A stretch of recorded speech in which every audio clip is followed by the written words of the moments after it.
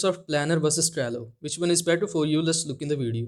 And if you find this video helpful, so please consider subscribing our channel and watch the video till the end.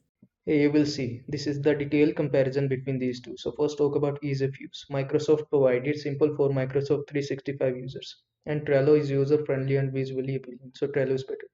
Now let's look at the integration. Microsoft Planner is seamless with Microsoft 365 apps, and Trello integrates with numerous third-party apps. So Trello is better. Now let's look at the customization. Microsoft Planner provides limited task customization and Trello provides highly customizable boards/cards. So Trello is better. Now let's look at the collaboration. Microsoft Planner best within Microsoft Teams and Trello great for cross-platform teams. So Trello is better. Now let's look at the price. The price of Microsoft Planner including Microsoft 365 plans and in Trello free and paid plans available. So depend upon the use. Now let's look at the task management. In Microsoft, basic Canon board is available, and in Trello, advanced tracking and automation is available. So Trello is better. Now let's look at the scalability.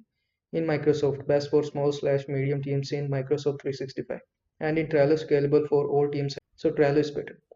Now let's look at the data security. In Microsoft Enterprise, grade Microsoft security is available, and in Trello, high security with integrations is available. So Microsoft Planner is better.